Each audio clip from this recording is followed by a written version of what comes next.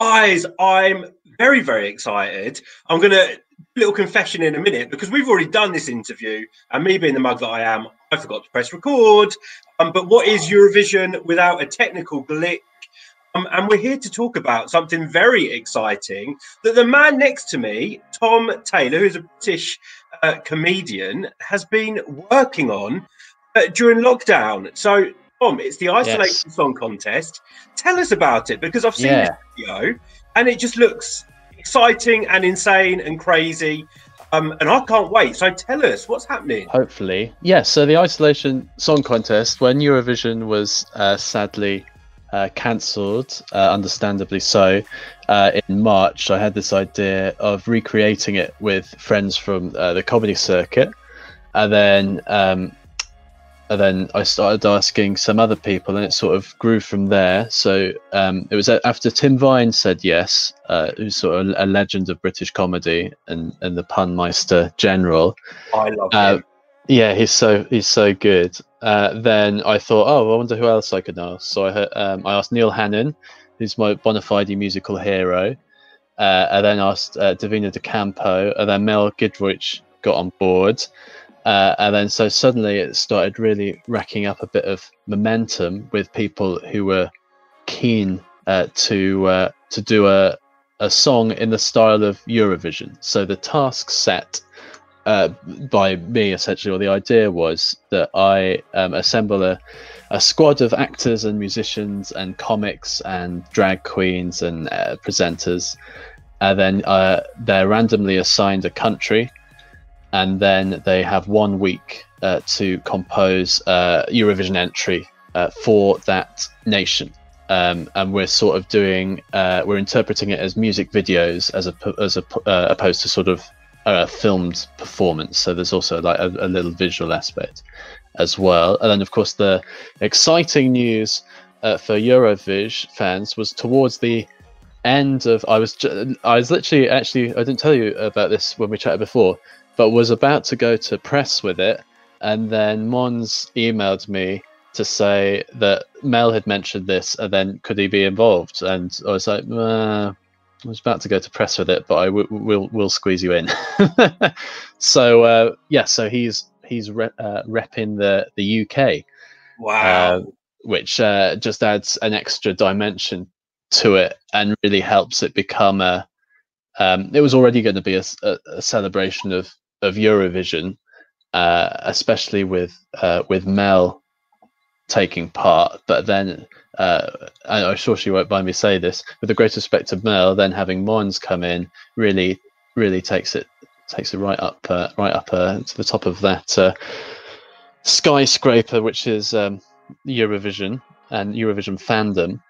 And then it was amazing once we sort of had an idea, if you like, or the idea of a product and what a show would look like.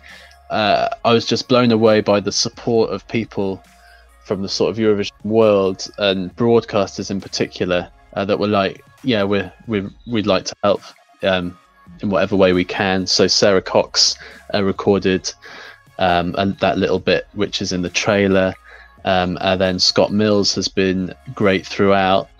And been really good, and he's coming back to present a segment in the main show, and he's asked Rylan, who's obviously his pal from radio, whether he'd do a bit, and so Rylan's in the show now as well, which is great.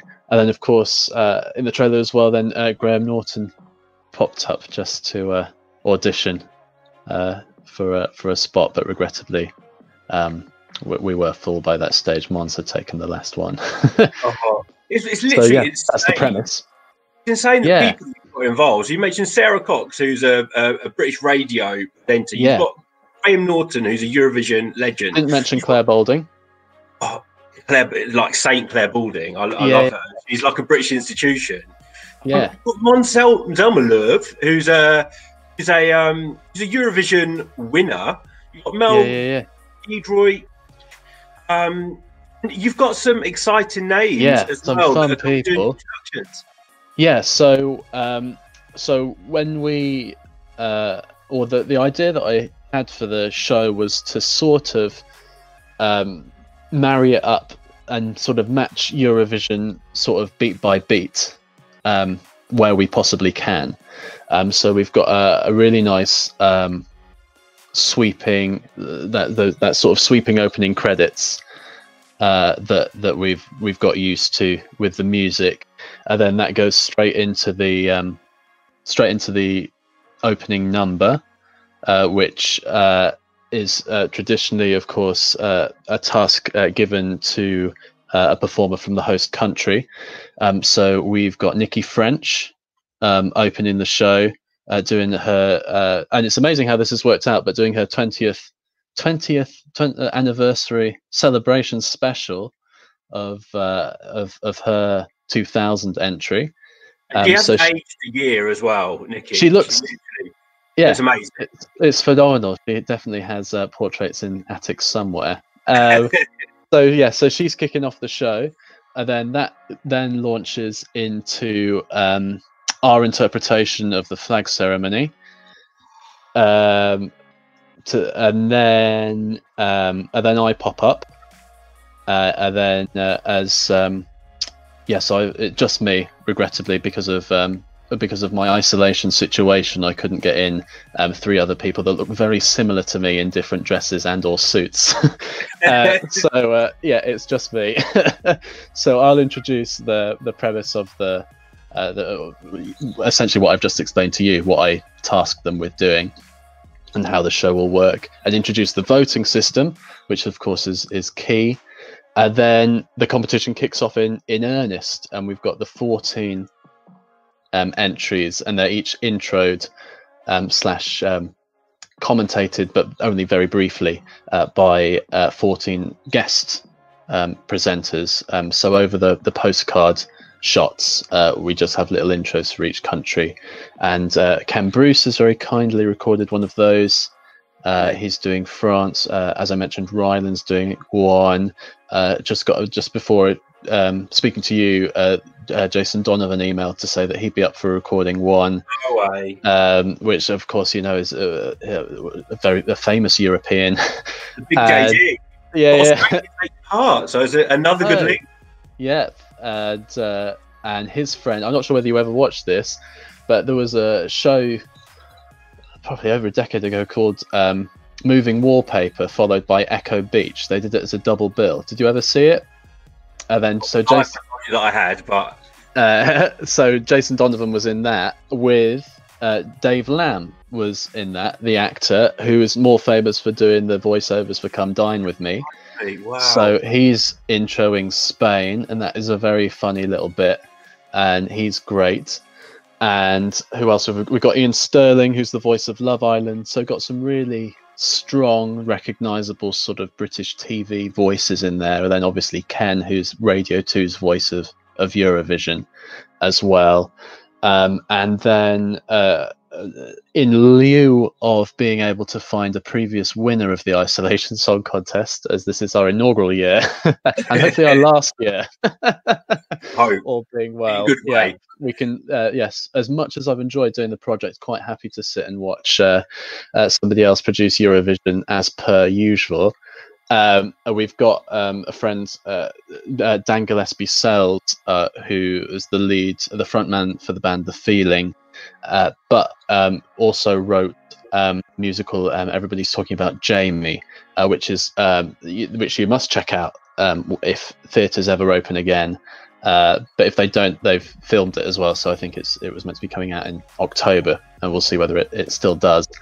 So Dan is closing the show with a song, which I won't say what it is, but it's a really fitting finish to the show. I think it wraps up, and it's really sums up everything that we've tried to achieve in terms of sort of togetherness and unity through song, which is something Eurovision has always succeeded with, but now feels really apt given the current situation. And it's nice that given that Eurovision isn't there to sort of carry that togetherness, that we could do our best to fill admittedly very big shoes. So that's how the show's going to run, and that's sort of the fun people that we have involved. And as well as we always wanted to do a nice sort of tribute and occasionally slight pastiche/parody of Eurovision, so that people would smile, have fun, and enjoy it. So that is one of our aims, is to put a smile on people's faces, and then also once it sort of started looking like it was going to be a great product, in that we got a great cast, we got a great sort of supporting cast with the presenters. I twisted the arm of my friend, who's a great video editor, to help with the video editing. One of the UK delegates from delegated producers from Eurovision from a few years ago got in touch, so they've been sort of offering a bit of support and guidance about how we can make it as Eurovision-y as possible. Once all that came together, and I thought, oh, this is going to be a great product, we also sort of chatted as a group about what else we can do with it. So we're also raising funds to go to the Trussell Trust, Crisis and Refuge. So there are 3 charities that are helping people, helping food banks, people that are suffering with food shortages, and also the homeless, and then people struggling from domestic abuse. So three charities that do really good work all the time, but 3 charities that really are seeing cases spike at the moment, concurrently with having funding really plummet, because the people, because of lockdown, can't run as many events. The London Marathon, which would have been last weekend or 2 weekends ago, is a huge fundraising event for charities across the UK, and obviously that didn't happen. So these places really do need our support now more than ever, so that we can help vulnerable people, and I think that to be able to do that whilst putting on a light entertainment extravaganza, I think is a great match. Well, it's an amazing project. One, I need access to your phone contacts, because you've got some amazing friends. 2, it is such 3 amazing causes that you're trying to raise, and you already have started raising money for. Yeah. So I really want people to get involved in this, to watch the show. Also, if you can, to donate and really help these great causes. If you have the means. Yeah, so you've got your website, www.isolationsongcontest.com. We're going to drop a link down in the description. We want people to go there.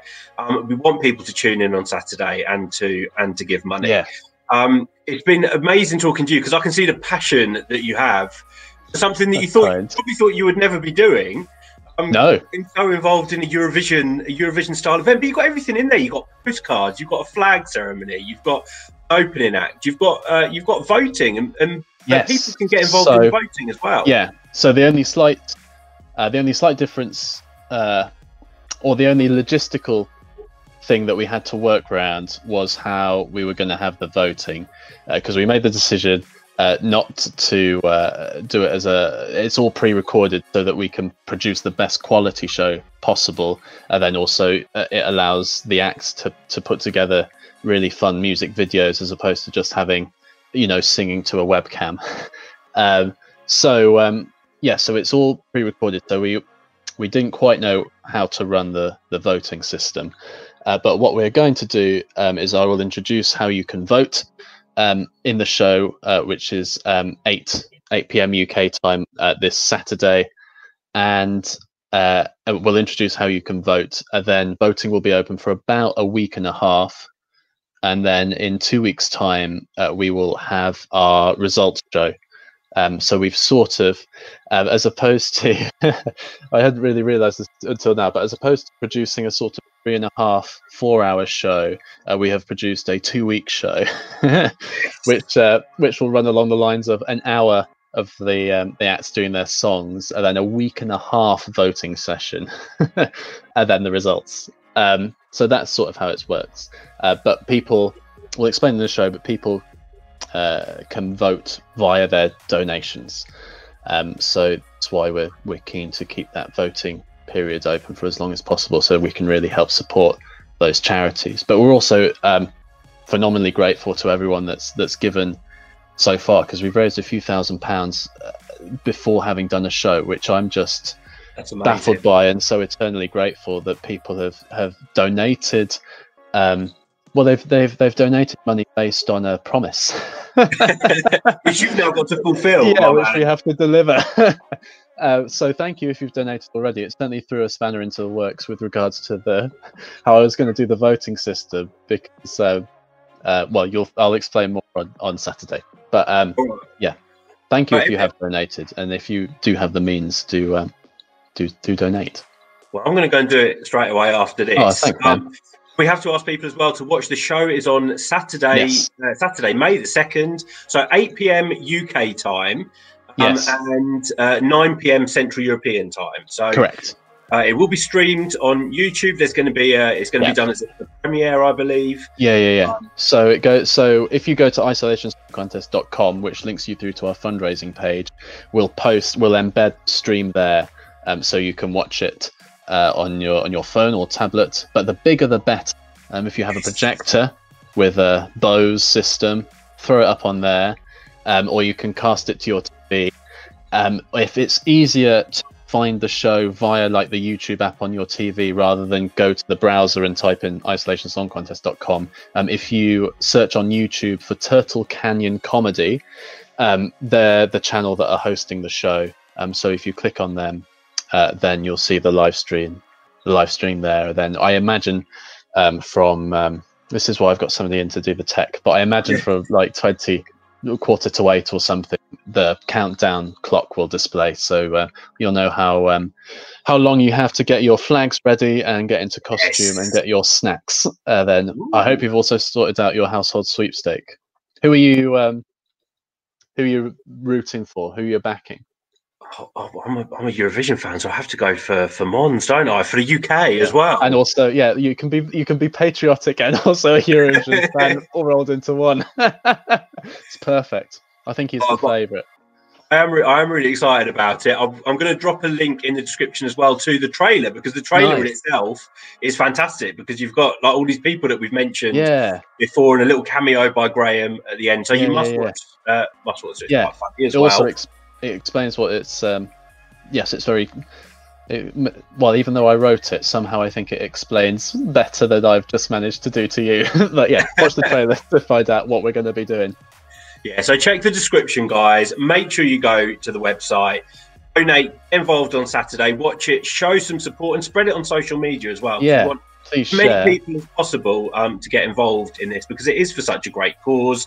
We've got no Eurovision this year, and we've got someone here who's put a lot of hard work into putting on a fantastic show for us. So we can't wait. I have to ask one last thing. Were you a big Eurovision fan before this? So, you can be honest. I have an interesting. So here's my Eurovision story. I do talk about this in the.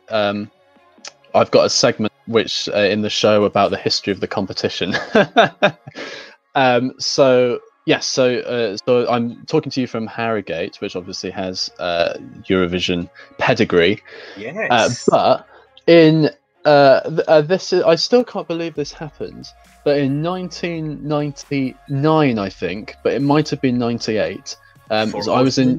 But it doesn't matter. 1999. Yeah, I was in I won't say what, but I was in primary school, and Scooch came and played our primary school hall just on an afternoon instead of maths. OMG. So the whole village hall, no, the whole primary school went into the school hall, and we watched Scooch. And we're 8 years old, so we don't quite know what's happening.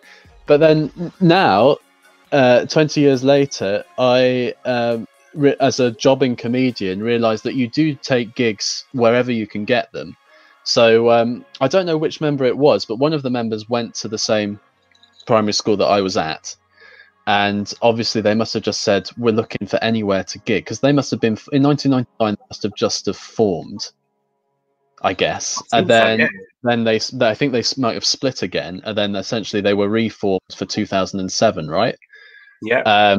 And then And then would you like something to suck on for landing to go down in UK Eurovision history? So that's my origin story.